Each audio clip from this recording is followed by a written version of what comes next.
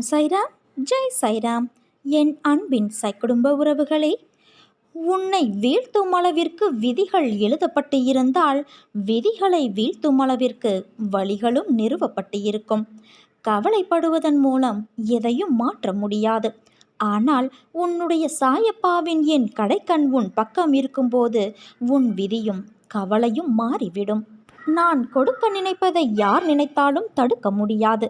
நடந்து முடிந்த எதையும் ஒருபோதும் மாற்ற முடியாது. இனி நடக்காமல் பார்த்து கொள்ளலாம். என் செல்ல பிள்ளையே, தாங்கி பிடிக்க தாயாய், தூக்கி நிறுத்த தந்தையாய் உன்னோடு உன் சாயப்பா நான் இருக்கிறேன்.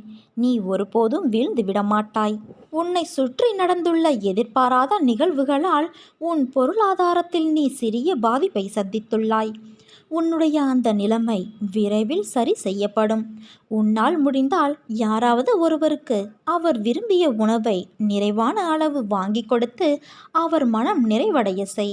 அன்னதானம் உனக்கு பிடித்த மாதிரி செய்யாமல் அதை உண்பவர்களுக்கு பிடித்த மாதிரி செய்து வா. விரைவில் அனைத்தும் மாறும். என் அன்பு குழந்தையே, வாழ்க்கை என்னும் கடலில் நீ வாழ்கின்றாய். உன்னை நோக்கி வரும் அனைத்துமே ஏற்கனவே நிர்ணயிக்கப்பட்டது. அவற்றை தான் நாம் விதி என்போம். உன் வாழ்க்கையில் விதி என்பது நல்லதோ கெட்டதோ, உன் வாழ்நாளில் தினம் தினம் அசைகின்ற அசைவில் கூட நிர்ணயிக்கப்பட்டதாய் இருக்கும். அப்படி இருக்கையில் ஒரு பக்கம் விதி, இன்னொரு பக்கம் உன் முந்தைய பிறவியின் கரும வினை. இவை இரண்டும் தான் இன்று உன் சூழ்நிலைகளுக்கு காரணம். இவற்றில் நீ தப்ப முடியாது. ஆனால் நீ என் பார்வைக்கு திரும்பினால் உன் வசத்தை நான் கைப்பற்றி உனக்கான அனைத்து இக்கட்டுகளிலிருந்தும் உன்னை நான் காப்பேன். என் லீலைகளை தக்க சமயத்தில் நீ உணர்வாய்.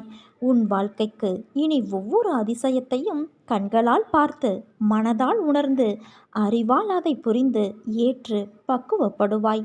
ஒரு மனிதன் வாழ்க்கையில் ஜெயிக்க 2 பேரிடம் முட்டி மோதி சண்டையிட வேண்டும். அப்படி நடக்கும் சண்டையில் ஜெயிப்பது இரண்டுமே அல்ல. உன்னுள் இருக்கும் நான் என்ற கேள்விகளுக்கு நீ எந்த நேரத்தில் என் சாயப்பா என்று சொல்கிறாயோ, நீ முக்தி என்ற ஞானத்தின் மீது சவாரி செய்ய போகிறாய் என்று அர்த்தம். மேலே நான் சொன்ன அந்த 2 பேர் யார் என்றுதானே நீ யோசிக்கிறாய்? அது உன் மனமும் புத்தியும் தான். இவற்றை ஜெயித்தால் நீ வாழ்க்கையின் அர்த்தத்தை உணர்ந்து விட்டாய் என்பது அர்த்தம். உனக்கான வெற்றி காலம் ஆரம்பித்து விட்டது. உன்னை விட்டு நான் விலகுவதும் இல்லை, விலகி போகும்படி நான் செய்வதும் இல்லை.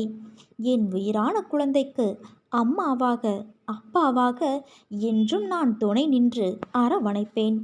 உன் வாழ்க்கை பாதையை நீயே உருவாக்கி கொள்ளும் தண்ணீராக இரு. வாழ்வில் எதையும் சாதிக்கலாம். அடுத்தவர் பாதையை தடுக்கும் பாறையாக இருந்து விடாதே. நீ நம்பிக்கையோடு இருந்தால் நல்லதே நடக்கும். உன் சாய் நான் இருக்க பயம் ஏன் உனக்கு?